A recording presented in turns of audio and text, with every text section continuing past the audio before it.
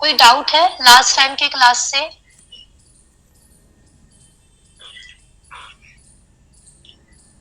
Hello ma'am मेरा miss हो गया था थोड़ा सा, अगर एक सेंटेंस कोई में या डाउट है दो तो? सेंटेंस में अगर आप उसको कवर करना चाहोगे तो भी। Okay okay Ma'am, ma'am, I had asked, ma'am, I had asked whether you have to learn all the swaras. that okay. Udatta, So you Anudatta. had asked me about whether you need to study Udatta, Anudatta and Swarita for studying grammar or for studying Sanskrit. That was your question, right? Yes, ma'am. Okay. स्वर का जो महत्व होता है वो mostly वेदों के लिए होता है, पर पाणिनीय व्याकरण में भी आपको धातु पाठ समझना था। मतलब धातु पाठ में जो धातु है तो उसमें भी पाणिनि ने स्वरों का समावेश किया हुआ है। ओके, तो अगर उस धातु में कोई विशिष्ट स्वर उदात्त है अथवा अनुदात्त है अथवा स्वरित है, उसके आधार पर उसके पद का निर्धारण होता है। धातु से लगने वाले जो प्रत्यय होते हैं, मतलब क्रियापद बनाने वाले प्रत्यय, जैसे हम इंग्लिश में डू सपोज ये धातु है तो उसको एस अथवा ई एस लगाएंगे तो डज होता है, मतलब प्रेजेंट टेंस का फॉर्म होता है। उसको आईडी लगाएंगे डिड तो पास्ट टेंस का हो जाता है। तो ऐसे प्रत्यय होते हैं जिनको हम क्रियापद, जिनसे हम क्रियापद बनाते हैं। तो वैसे ही प्रत्यय संस्कृत में है, पर संस्कृत में कैसा है कि दो प्रकार के प्रत्यय है। अब इंग्लिश में कैसा होता है, जनरली प्रेजेंट टेंस के लिए सिर्फ हम एस अथवा ई एस लगाते हैं, अथवा पास्ट टेंस के लिए ईडी या फिर ऐसे कुछ लगाते हैं। तो संस्कृत में क्या होता है, दो प्रकार के प्रत्यय होते हैं, परस्मैपदी और आत्मनेपदी। तो धातु जो होते हैं वो भी परस्मैपदी धातु अथवा आत्मनेपदी धातु। तो जो धातु परस्मैपदी के होते हैं उनको परस्मैपद के प्रत्यय लगते हैं, जैसे गच्छति, गच्छति होता है, पठति होता है, पृच्छति होता है। ये धातु है जिनको ती प्रत्यय आपको अंत में सुनाई देगा अथवा दिखाई देगा। इसके अलावा आत्मनेपद के प्रत्यय भी है, जैसे मन्यते, ईक्षते, अवलोकयते, कामयते, जिसके अंत में आपको ते सुनाई देगा। तो ती प्रत्यय जो है वो परस्मैपद का है, ते प्रत्यय जो है आत्मनेपद का है। अब किस धातु को कौन सा प्रत्यय लगेगा? अगर आप नॉर्मल संस्कृत व्याकरण सीखने जाए विदाउट द हेल्प ऑफ पाणिनीय सूत्र, तो अब ऐसे ही आपको मेमोराइज करना होगा कि ये धातु परस्मैपदी है, ये धातु आत्मनेपदी। You just have to memorise. Okay, अगर आप पाणिनीय सूत्रों का आधार लेते हैं तो वहां पे आपको धातु पाठ देखना होगा, और वहां पे थोड़ा सा लॉजिक का प्रयोग किया है कि जिन धातुओं में अनुदात्त स्वर आएगा, मैं आपको एकदम बेसिक तौर पर रूल बता रही हूँ, थोड़ा सा डिटेल रूल है बट समझने के लिए थोड़ा सा एडिट करके बता रही हूँ। अगर धातु में अनुदात्त स्वर है, अनुदात्त वॉवेल है, तो उस धातु को आत्मनिपदे प्रत्यय लगेंगे। कि अगर अथवा उस धातु में स्वरित स्वर आया है तो उस धातु को परस्मैपद प्रत्यय भी लगेंगे और आत्मनेपद प्रत्यय दोनों लगेंगे। ओके, तो धातु पाठ में धातुओं के स्वरों पर आप उसके पद का निर्धारण कर सकते हैं। ओके, तो इस समय आपको पद नहीं, जो स्वर है उनको समझना आवश्यक होगा, पर वो भी आपको बाय हार्ट ही करना होगा। मतलब जब आप धातु पाठ ओपन करके धातुओं की लिस्ट देखेंगे तो उस धातुओं में आपको देखना होगा कि कहाँ पे अनुदात्त है, कहाँ पे उदात्त है, कहाँ पे स्वरित है, ये सब आपको देखना होगा। ओके, और क्या होता है धातु पाठ में कि जो अभी आपको प्रिंटेड वर्जन्स मिलते हैं धातु पाठ के, तो वहां पे स्वरों के जो मार्किंग्स हमने देखे वो बहुत बार धातु पाठ में देते ही नहीं है। कुछ धातु पाठों में देते हैं बट ऐसे बहुत कम धातु पाठ है। ओके, उसको सस्वर धातु पाठ कहते हैं, सस्वर धातु पाठ, स्वरों के सहित धातु पाठ। तो वहां पे आपको एग्जैक्टली समझ में आ सकता है कि कौन सा धातु किस धातु में कौन सा स्वर है। ओके, तो पाणिनीय व्याकरण में अगर आप वैदिक व्याकरण को एक्सक्लूड करेंगे तो स्वरों का संबंध बस यही पर आता है। ओके, अगर आप वैदिक व्याकरण इंक्लूड करेंगे तो आपको प्रॉपरली अभ्यास करना होगा। अगर आपको स्वरों का अभ्यास नहीं करना है तो आप वो अवॉइड भी कर सकते हैं। ओके, बट धातुओं के लिए जो सूत्र है परस्मैपद पद आत्मनेपद निर्धारण करने के लिए वहां पे थोड़ा सा आपको स्वरों का रेफरेंस लेना होगा। ओके, सो इसका उत्तर है कि it is not extremely essential but you have to learn a little bit, at least 2-3 धातुओं के लिए तो आपको देखना होगा। Okay, thank you ma'am. Yes, okay, तो लास्ट टाइम ने 15th से किया था। ओके, ओके, हाँ, तो 15 में क्या हुआ था कि संधि जो हमने 14 सूत्र में जो संधि देखी थी, विसर्ग संधि, तो कब विसर्ग संधि है और कब विसर्ग संधि नहीं है ये कैसे पता चलेगा, यह हमें 15वें श्लोक से पता चला। ओके, उन्होंने क्लियर कट साइंस दिए है, क्लियर कट इंस्ट्रक्शंस दिए हैं कि कब विसर्ग संधि है, कब स्वर संधि है। कि अगला जो था 16th, ओके, तो 16 में हमने हकार का उच्चारण स्थान देखा। हकार के साथ कौन से संयुक्त व्यंजन आएंगे, तो हकार जो है उसका उरस्य ये उच्चारण स्थान होगा, और अगर वो विशिष्ट व्यंजन नहीं आए तो हकार का उच्चारण स्थान होगा कंठ। ओके, फिर हमने सारे वर्णों के उच्चारण स्थान देखे।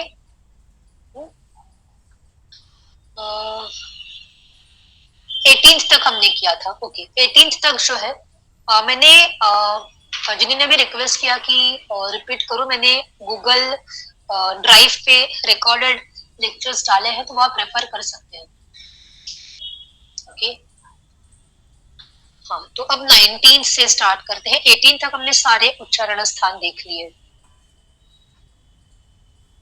19 से ही स्टार्ट करना है ना। हाँ, ओके, अर्धमात्रा तु कंठ्या स्यात् एकार, एक मिनट, यहाँ पे कुछ गड़बड़ है, 1 सेकंड।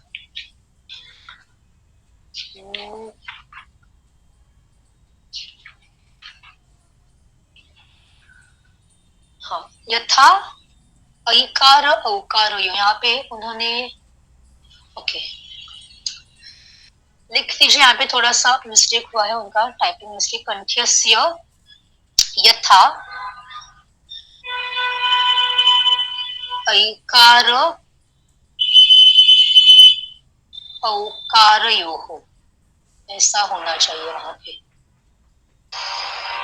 स्याद् एकार ऐकारयोः, oh sorry, one sec, I'm just mistaken, 1 sec, don't write this down.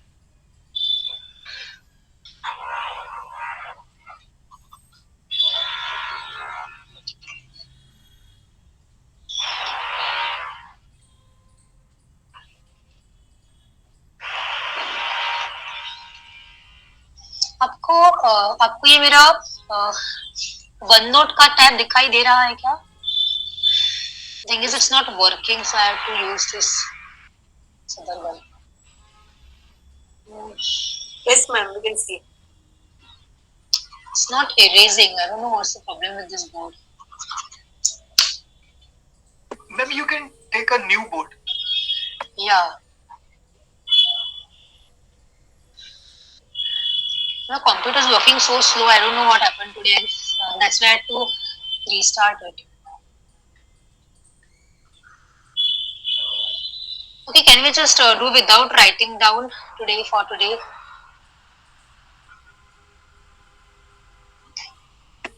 That's Yes. okay. अर्धमात्रा तो कंठ्यस्य, वहां पे कंठ्यस्य होना चाहिए। हाँ, अर्धमात्रा तो कंठ्यस्य स्यात् एकार औकारयोः भवेत्, वहां पे औकार चाहिए। फिर ओकार एक मिनट, हाँ यहाँ पे 1 second, just check in the other book because यहाँ पे उन्होंने अलग दिया है। 1 second, just a minute, just a minute to cross check.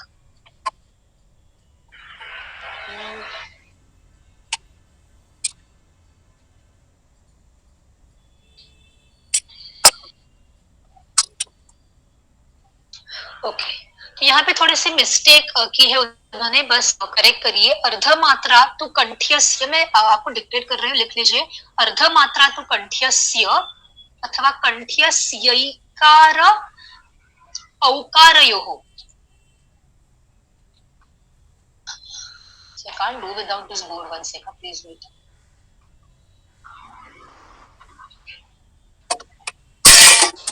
Madam इथे माझ्याकडे पुस्तक आहे, त्याच्यामध्ये त्यांनी व्यवस्थित दिलंय.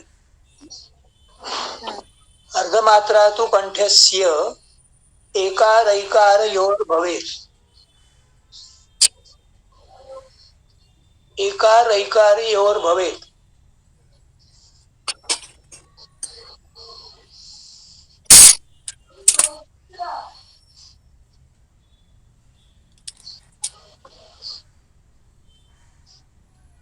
लगता है मैम का कंप्यूटर स्लो हो गया.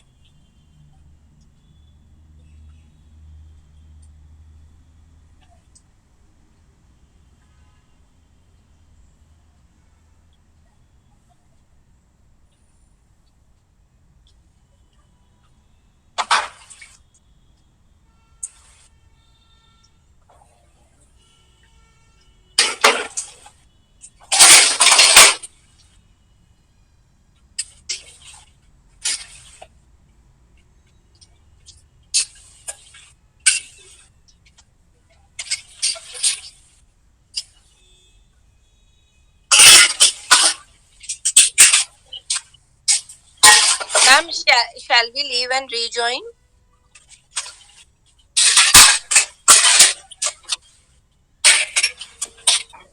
जी मैम है नहीं कॉल में, लगता है उनका कंप्यूटर बंद हो गया.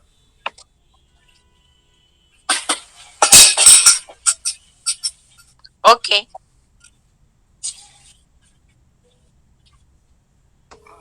Let's wait.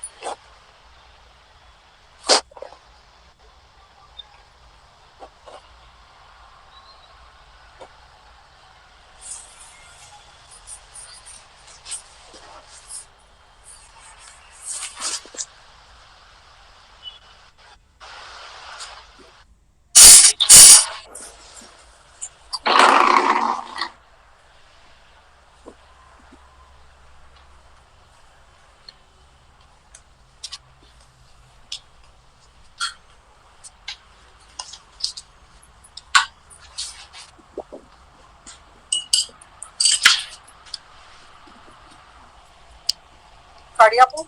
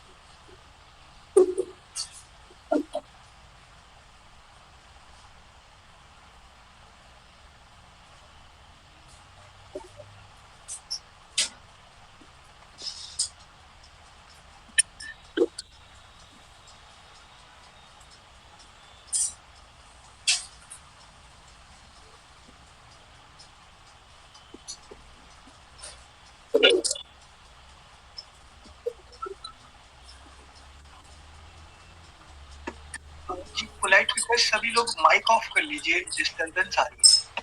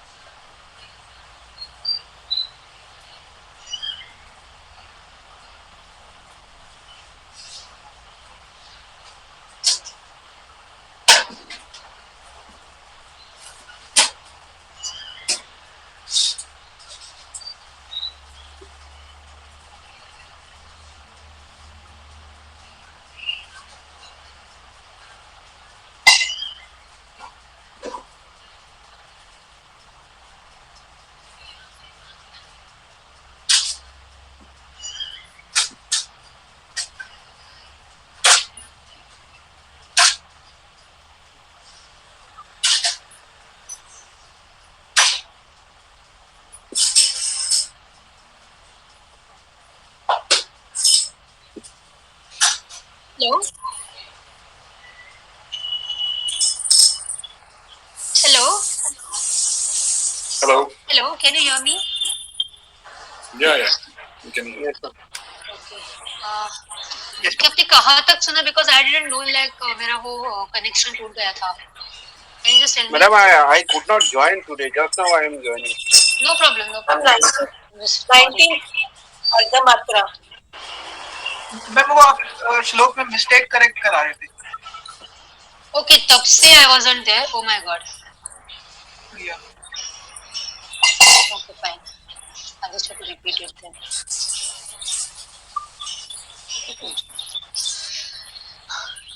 Okay, तो इस श्लोक में हम ए ओ आई औ ये जो संयुक्त स्वर है उसके बारे में हम डिस्कस कर रहे हैं कि वो कैसे बने हैं.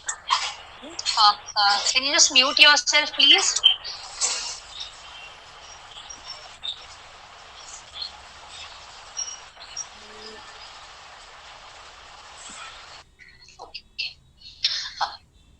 तो उसके पहले ह्रस्व स्वर जो होता है उसकी एक मात्रा होती है. दीर्घ स्वर जो होता है उसकी दो मात्राएं होती हैं. सॉरी. प्लुत स्वर जो होता है उसकी तीन मात्राएं होती है. व्यंजन जो होता है उसकी आधी मात्रा होती है. अब हमारे जो ए ओ आई औ ये जो चार स्वर है वो दीर्घ स्वर है. उनको संधि अक्षर कहते हैं. संधि अक्षर. संधि यानी दो वर्ण मिलके एक कुछ बदल होना. तो ए ओ आई औ ये ऐसे वर्ण है जिनको जिनके अस्तित्व के लिए दूसरे दो वर्ण एकत्रित आए हैं. तो वही इस श्लोक में बताया है. जो एकार है वो दो मात्रा का है. तो ये दो मात्राएं कहां से आई? तो कंठ्य आकार अधिक तालव्य इकार. तो आकार अधिक इकार. आकार की यहाँ पे एक मात्रा है और इकार की एक मात्रा मिलके ऐकार जैसे दो मात्रा वाला वर्ण हमें प्राप्त होता है. उसी प्रकार दो मात्रा वाला जो औकार है वो कंठ्य आकार यानी दीर्घ आकार अधिक उकार को मिला के हमें औकार जैसा संयुक्त अक्षर अथवा संधि अक्षर प्राप्त होता है. यहाँ पर भी आकार की एक मात्रा और उकार की एक मात्रा है. So this is how I varna and O varna exist in Sanskrit language, in the Sanskrit alphabet. Similarly, एकार और औकार. एकार कैसे बना है? कंठ्य अकार. अब यहाँ पे ह्रस्व अकार है, ये बात आपको याद रखनी है. ऐ औ में दीर्घ आकार था, ए ओ में ह्रस्व आकार आ रहा है. कंठ्य ह्रस्व आकार अधिक तालव्य ह्रस्व इकार, इनको मिला के आपको ए वर्ण, दो मात्रा वाला ए वर्ण प्राप्त हो जाता है. अब यहाँ पे अकार की आधी ही मात्रा है. अकार की आधी मात्रा और तालव्य इकार की 1.5 मात्रा मिलके एकार की दो मात्राएं बनती है. सो एकार is not like it is not an independent वर्ण like ए ओ आई औ. ये इंडिपेंडेंट है, ये अकार इकार अथवा अकार अधिक उकार को मिला के बने हुए हैं. उसी प्रकार ओकार जो है वो कंठ्य ह्रस्व अकार और ओष्ठ्य उकार को मिला के बना है. यहाँ पर भी ह्रस्व अकार की आधी मात्रा और उकार की 1.5 मात्रा. अब हम ह्रस्व आकार की आधी मात्रा ले तो दो मात्राएं बनाने के लिए भी हम टेक 1.5 मात्रा मोर. इसलिए ये बनाया है. यहाँ तक समझ में आया? कोई डाउट है? Yes ma'am. वो हाँ. मैम आ और आ तो ऑलरेडी दीर्घ है तो उसमें हाँ. तो ई हाँ. जोड़ा तो फिर 2 से अधिक मात्रा हो गई. हाँ, दो मात्राएं होंगी. बट ये मात्रा का कंसेप्ट क्या है कि एक सेकंड ना, just a minute.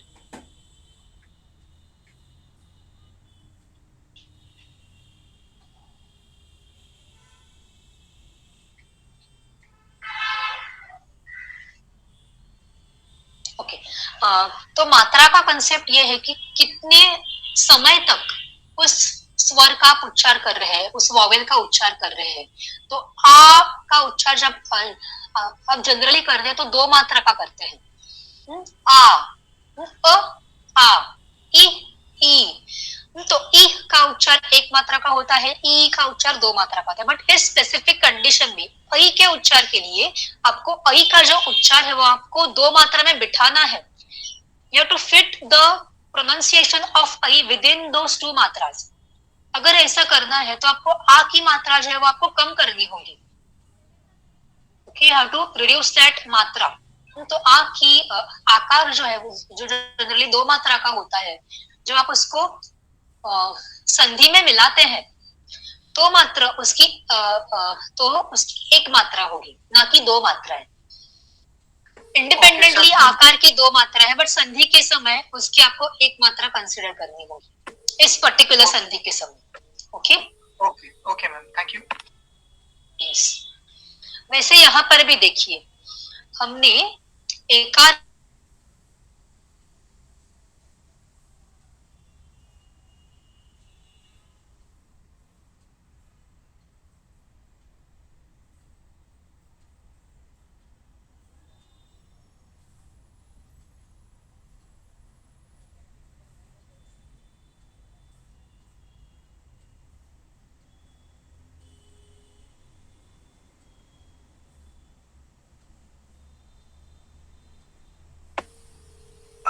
Ma'am, are you there?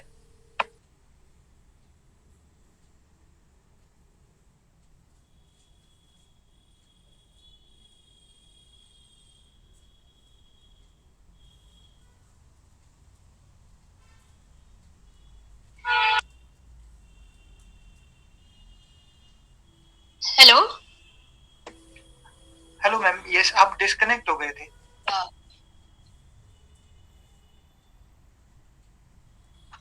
Okay, तो समझ में आया आपको? जी मैम, यस। दूसरी बात मैं आपको बताना चाहती हूँ कि एक मिनट, हाँ, ये कि अगर आपने संस्कृत सीखा होगा तो उसमें आपने संधि सीखी होंगी। यस। हाँ, तो संधि में आपने सीखा होगा कि आकार अधिक एकार क्या का ऐकार बन जाता है, और आकार अधिक ओकार का औकार बन जाता है। तो अगर आपने संधि के नियम सीखे हैं तो उसमें आप कंफ्यूज मत होइए, बिकॉज यहाँ पे थोड़ा सा अलग बताया है। यहाँ पे we are specifically talking about ए ओ ऐ औ एज वर्णस in the alphabet, in the list of all the alphabets. तो वहां के जो वर्ण है ए ओ ऐ औ वो कैसे बने हैं उसके बारे में यहाँ पे बात हो रही है। पाणिनीय व्याकरण में जो संधि के नियम बताए गए हैं दे आर स्लाइटली डिफरेंट और they have a different context. तो वहां पे हम शब्दों की बात करते हैं। अगर कोई आकारांत शब्द आया और उसके बाद एकार से शुरू होने वाला शब्द आया तो वहां पे आकार अधिक एकार का ऐकार बन जाता है। पर यहाँ पे जो ऐकार है वो आकार अधिक इकार से बना है। तो वो थोड़ी सी भिन्न बात है। So don't get confused with don't confuse this with the other संधि रूल्स। ओके, यहाँ पे स्ट्रिक्टली वर्णों की बात हो रही है, वहां पे थोड़ा सा अलग होता है। ओके, समझ में आया? जी मैम, यस। ओके, दूसरी बात ये, वो जो श्लोक है उसमें लास्ट में शब्द आते हैं विवृत और संवृत। तो विवृत का अर्थ है कि जो हमारे उच्चारण स्थान होते हैं, उच्चारण स्थान होते हैं वो कितने ओपन अथवा कितने संकुचित, कितने खुले अथवा कितने संकुचित। तो विवृत यानी सबसे ज्यादा खुले होना, ओपन होना, और संवृत यानी विवृत की अपेक्षा थोड़ा सा संकुचित होना। विवृत मतलब खुला, संवृत मतलब थोड़ा सा संकुचित, स्लाइटली क्लोज्ड। तो इसका संबंध आपको ह्रस्व अ और दीर्घ आ से लगाना है। तो आप ऑब्जर्व करें अ आ, अ और आ ये कंठ्य वर्ण है, तो आप उनका उच्चार करते समय आपको आपके कंठों को ऑब्जर्व करें। जब आप अ का उच्चार करते हैं तो स्लाइटली संकुचित हो जाते हैं उच्चारण स्थान, यानी कंठ जो है वो थोड़ा संकुचित हो जाता है। जब आप आ का उच्चार करते हैं तो कंपेरेटिवली ओपन हो जाता है, खुला हो जाता है। आप अभी ट्राई कर सकते हैं, ऑब्जर्व करिए। अ आ, ओके, अ इज संकुचित, आ इज ओपन, इज नॉट संकुचित। तो आ जो है उसको विवृत कहा गया है। विवृत मतलब खुला होना, उच्चारण स्थान ओपन है, ओके। और ह्रस्व आकार जो है वो संवृत है, स्लाइटली संकुचित है। विवृत और संवृत जो है ना वो प्रयत्न में आते हैं। प्रयत्न हमने शुरुआत में देखा था कि जो वर्ण है उनके क्लासिफिकेशन किए गए हैं। पहला क्लासिफिकेशन ह्रस्व दीर्घ प्लुत देखा था स्वरों का, फिर उदात्त अनुदात्त स्वरित ये क्लासिफिकेशन देखा था, फिर उच्चारण स्थानों का क्लासिफिकेशन देखा था, कौन से कंठ्य है, कौन से तालव्य है, कौन से ओष्ठ्य है, कौन से उरस्य है, ये सब देखा था। अब यहाँ पे जो विवृत संवृत की बात की है वो प्रयत्न का क्लासिफिकेशन है। प्रयत्न यानी किस प्रकार से उच्चार होता है, किस प्रकार से, यानी जो उच्चारण स्थान है उनका किस प्रकार उपयोग होता है। तो कंठ्य उच्चारण स्थान जब खुला रहता है तो उसको विवृत कहेंगे। कंठ्य अथवा कोई भी उच्चारण स्थान है, कंठ्य ऐसे नहीं, यहाँ पे कंठ्य का स्पेसिफिक उल्लेख आया है। कोई भी उच्चारण स्थान खुला रहे तो उसको विवृत कहेंगे, थोड़ा संकुचित रहा तो उसको हम संवृत कहेंगे, ओके। वही यहाँ पर बताया है। समझ में आया? Yes ma'am. ओके, आगे जाते हैं।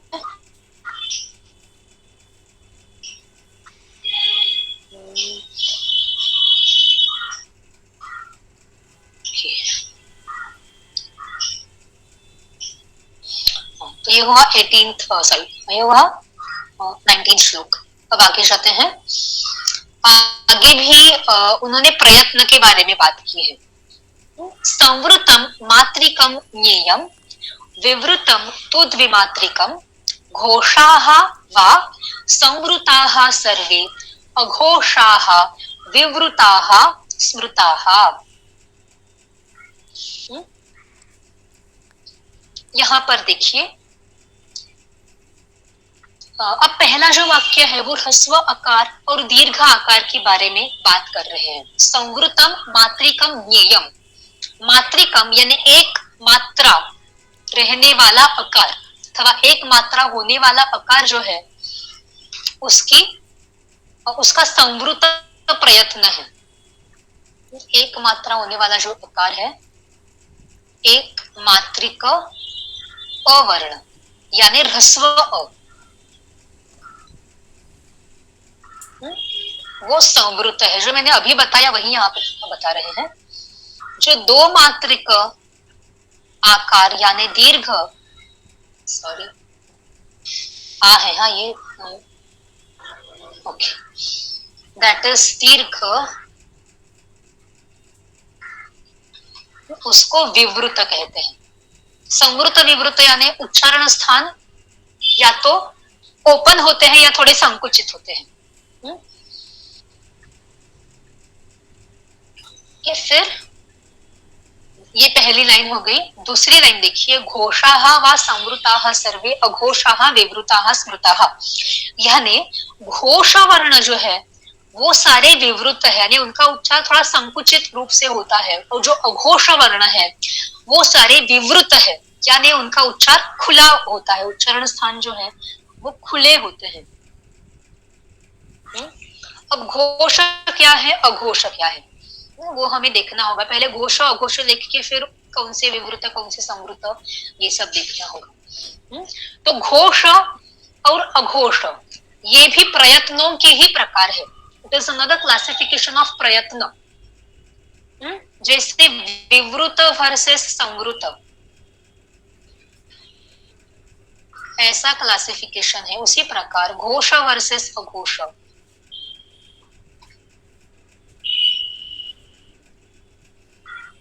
ऐसा क्लासिफिकेशन है, अलग अलग है, ओके। पर जो घोष वर्ण होते हैं वो सारे संवृत होते हैं और जो अघोष होते हैं वो सारे के सारे विवृत होते हैं। विवृत संवृत का तो हमने देख लिया, उच्चारण स्थान खुला होना अथवा उच्चारण स्थान संकुचित होना। पर घोष अघोष क्या है? घोष यानी ज्यादा वाइब्रेशन होना और अघोष यानी ज्यादा वाइब्रेशन नहीं होना। तो इसका संबंध वोकल कॉर्ड्स से होता है। अगर वोकल कॉर्ड्स थोड़े ज्यादा वाइब्रेट होते हैं तो उसको घोष कहते हैं, यानी जिन वर्णों के उच्चारण में वोकल कॉर्ड्स ज्यादा वाइब्रेट होंगे उसको घोष कहते हैं, और जिन वर्णों के उच्चारण में वोकल कॉर्ड्स कम वाइब्रेट होंगे उनको अघोष कहते हैं। तो सारे घोष वर्ण जो है वो संवृत है।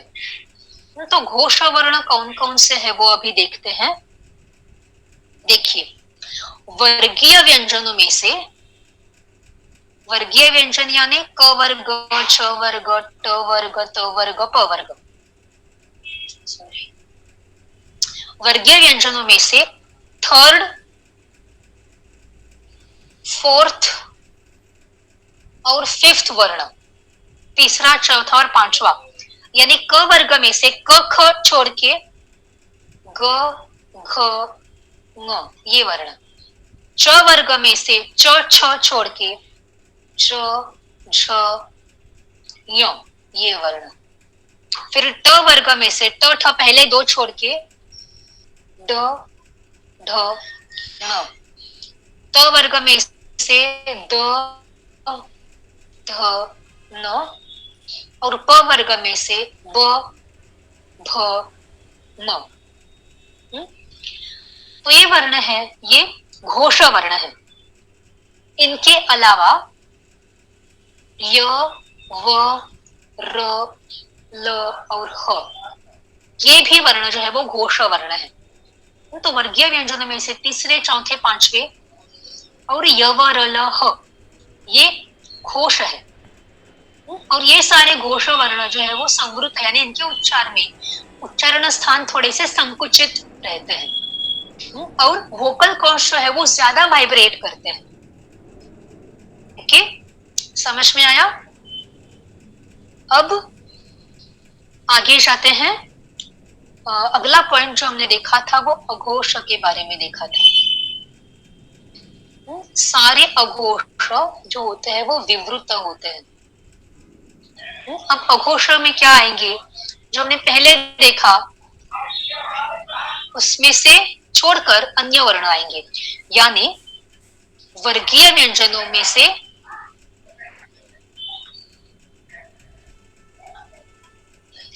पहला और दूसरा। घोष में हमने थर्ड, फोर्थ, फिफ्थ देखे थे, यहाँ पे पहला और दूसरा यह है। क वर्ग में से क और ख, छ वर्ग में से छ और छ, त वर्ग में से ट ठ, त वर्ग में से त थ और प वर्ग में से प फ। ये सारे वर्ण अघोष है। इनके अलावा श, श और स।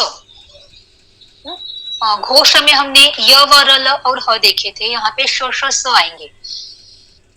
तो ये सारे वर्ण अघोष है, यानी अघोष यानी वोकल कॉर्ड्स कम वाइब्रेट होते हैं और ये सारे विवृत है।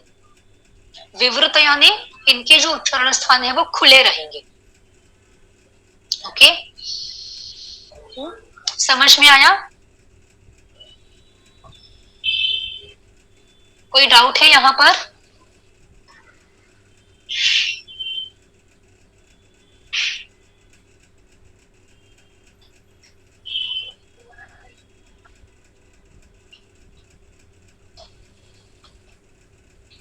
हे सगळे घोष आहेत ते समृद्ध आहेत। हो, okay, is this clear? Yeah. Okay, Yes, अब आगे जाते हैं, अगला श्लोक करते हैं। ओके, 21st श्लोक।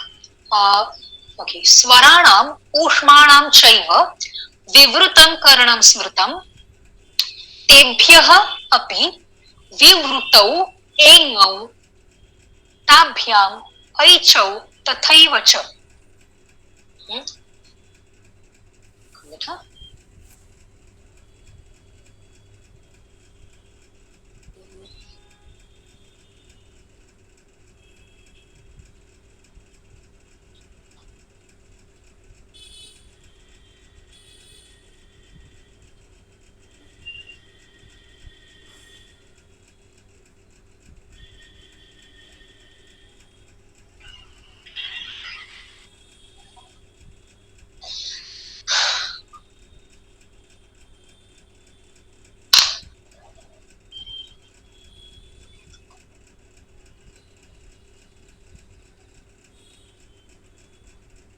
ओके, विवृतम करणम, कर्ण यानी प्रयत्न, किसका और किसका विवृत प्रयत्न है? तो स्वराणाम, स्वर, सारे स्वर, अ आ ई उ से लेके सब। ओके, अब देखिए यहां पर उन्होंने ओके स्वर, सारे जो स्वर है वो विवृत है। स्वरों में क्या आता है? सारे स्वर आते हैं इंक्लूडिंग अकार। ओके, अब अवर्ण जो है ना उसकी एक विशिष्टता है, उसके दोनों प्रयत्न माने हैं, विवृत भी माना है और संवृत भी माना है। ओके, अब ऐसा क्यों माना है, इसका कारण है, तो वो जो कारण है वो व्याकरण की दृष्टि से आप देख सकते हैं। उच्चारण शास्त्र के दृष्टि से ह्रस्व अकार जो है वो संवृत ही है। उच्चारण शास्त्र की दृष्टि से ह्रस्व अकार जो है वो संवृत ही है। क्यों, मैं आपको थोड़ा सा बताती हूँ। अब देखिए, जब आप ह्रस्व दीर्घ की बात करते हैं,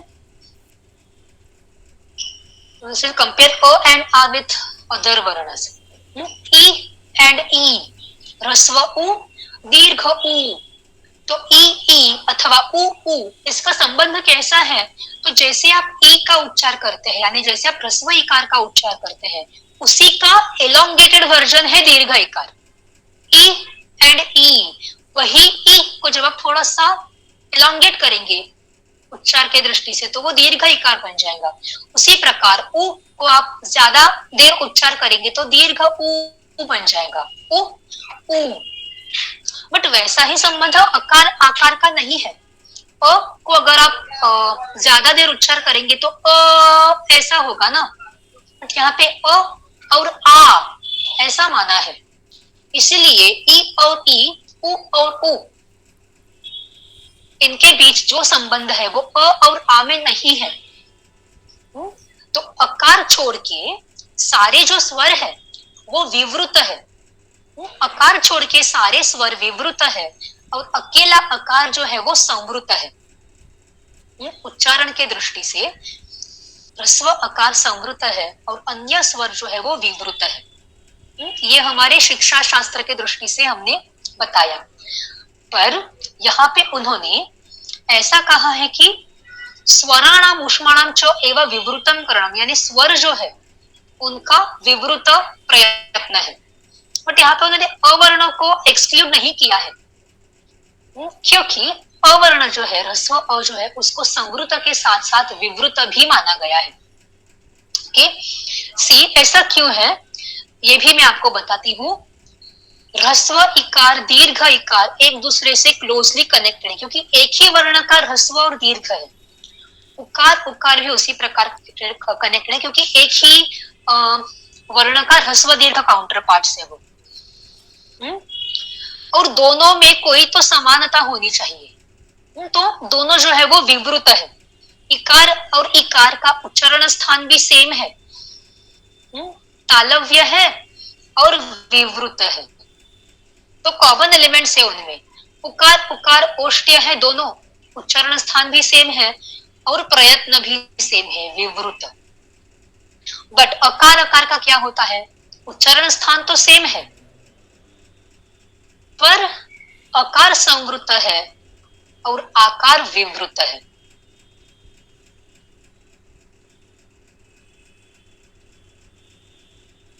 ओके, तो ये जो प्रयत्न है उसमें फर्क होता है। तो वो फर्क जो है उस डिफरेंस को कम करने के लिए, उस डिफरेंस को थोड़ा सा what you say to cancel out that difference, कभी कभी ह्रस्व अकार को विवृत भी मानते हैं। कि शिक्षा शास्त्र की दृष्टि से ह्रस्व अकार एक संवृत, बट व्याकरण शास्त्र की दृष्टि से ह्रस्व अकार को कभी कभी विवृत मानना पड़ता है।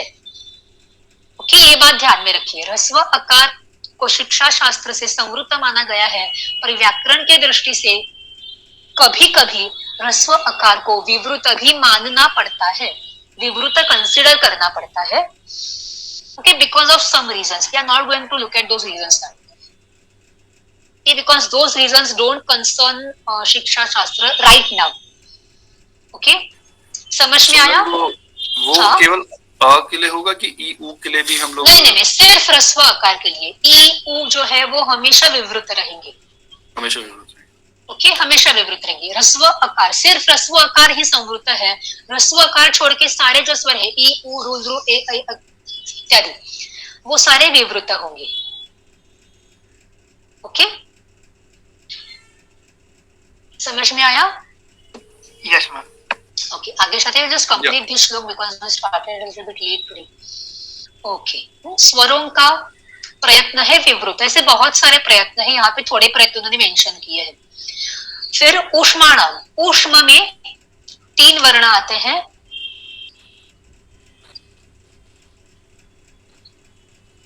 श, श और स। यहाँ पे उन्होंने क्या दिया है? श श स। ओके, यहाँ पे उन्होंने ह भी दिया है। ओके, तो ह भी लेते हैं। तो कुछ लोग ह नहीं मानते, बट यहाँ पे उन्होंने दिया है, तो लेट्स टेक ह आल्सो।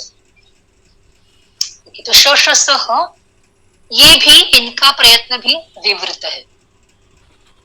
तो हमने पहले जो देखा था ना, घोष और अघोष, उसमें भी आपको थोड़ा चेंज करना होगा। ह जो है वो आपको अघोष में डालना होगा, बिकॉज यहाँ पर उन्होंने वैसा दिया है। Okay, alright. ये तो श श स ह जो है, कुछ लोग हकार इसमें नहीं मानते, बट यहाँ पे आपके टेक्स्ट में उन्होंने दिया है तो मान लेते हैं। श श स ह ये भी विवृत है, यानी सारे स्वर विवृत हुए। श श स ह ये भी विवृत हुए। कि अब अगली लाइन, तेभ्यः अपि, यानी तेभ्य मतलब उन स्वरों में से, सारे स्वरों में से, एंगौ, तेभ्यः अपि, इसका संधि विग्रह करती हूँ, तेभ्यः अपि यानी उनमें से भी, विवृतौ एंगौ, एंगौ, एंगौ में एंग प्रत्याहार आता है। माहेश्वर सूत्र, लेट्स रेफर टू माहेश्वर सूत्र। ए ओंग, ए ओंग, यानी एंग मतलब एकार और ओकार। तो सारे स्वरों में से भी ज्यादा विवृत कौन है? तो एकार और ओकार। These are more विवृत than any vowel, than any other vowel. इनसे भी विवृत क्या है, यानी इनसे भी खुला उच्चारण स्थान किसका है? तो ताभ्याम ऐचौ तथैव च,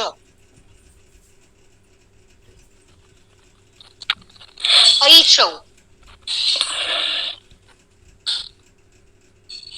ऐचौ में ऐच प्रत्याहार बताया है। अगेन रेफरेंस टू माहेश्वर सूत्र। ऐ औच यानी ऐ वर्ण और औ वर्ण, ये सबसे ज्यादा विवृत है, यानी इनके उच्चारण स्थान सबसे ज्यादा खुले रहते हैं।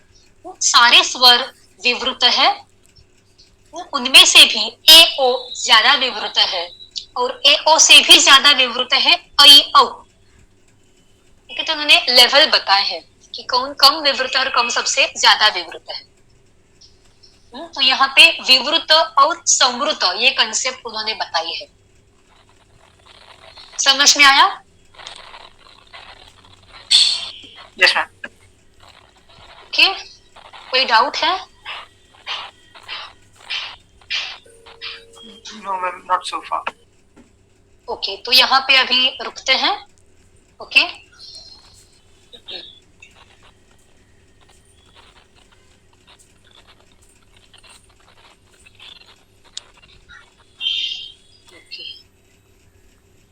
नमो नमो. यस, नमो नमः. Thank you. Yes, bye. Thank you, ma'am.